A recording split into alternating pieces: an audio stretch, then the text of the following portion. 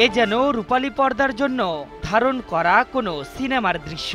সমুদ্রের বুকে ঝড় তুলে শত্রুপক্ষকে ধাওয়া করছে চীনা কোস্ট গার্ডের জাহাজ। চীনা জাহাজের জলকামান থেকে নিজেদের বাঁচাতে শত্রুরাও ছুটছে সমান তালে। বিদেশি নৌযানকে ধরতে গিয়ে চীনা বাহিনীর দুই জাহাজের মধ্যে সংঘর্ষ হয়েছে। মাঝখান থেকে অক্ষত অবস্থায় বেরিয়ে যায় ফিলিপাইনের নৌযানটি। বার্তা সংস্থা রয়টার্স জানিয়েছে, বিতর্কিত স্কারবোরো শোল দ্বীপ থেকে ফিলিপাইনের একটি নৌযানকে তাড়া করতে গিয়ে নিজেদের একটি যুদ্ধজাহাজে ধাক্কা দেয় চীনেরই কোস্টগার্ডের একটি জাহাজ। সোমবার দক্ষিণ চীন সাগরের বিতর্কিত এলাকায় ঘটনাটি ঘটেছে। এতে যুদ্ধজাহাজের সামনের ডেক ভয়াবহ ক্ষতির মুখে পড়েছে, এমনকি চলাচলের অযোগ্য হয়ে পড়ে জাহাজটি বলেও জানায় বার্তা সংস্থাটি।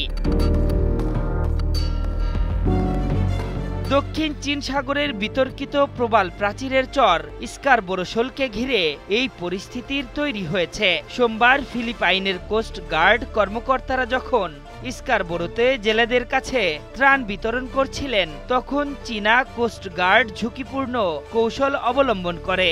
এ কারণেই চীনা যুদ্ধজাহাজ দুটির মধ্যে সংঘর্ষ হয়। অন্যদিকে বেইজিং জানিয়েছে, জল সীমানা লঙ্ঘন করে ফিলিপাইন নৌবাহিনী জোরপূর্বক অনুপ্রবেশ করে।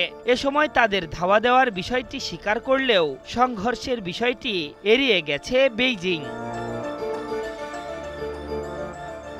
বার্তা সংস্থা রয়টার্স জানিয়েছে, চীনা বাহিনীর ১৬৪ নম্বর জাহাজের সাথে তাদেরই কোস্ট গার্ডের একটি জাহাজের সংঘর্ষের ঘটনা ঘটলে মেডিকেল সহায়তার অনুরোধ জানিয়েছিল ফিলিপাইন জাহাজের নৌ কর্মকর্তারা। তবে তাতে কোনো সাড়া দেয়নি চীনা নৌজাহাজ।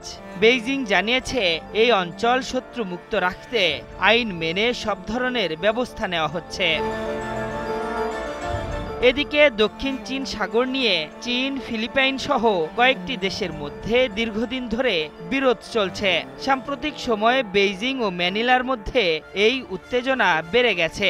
ত্রিভুজাকার স্কারবোরো শোল ২০১২ সালে চীনের দখলে যাওয়ার পর দুই দেশের বিরোধিতার অন্যতম কেন্দ্রবিন্দু হয়ে আছে দ্বীপটি।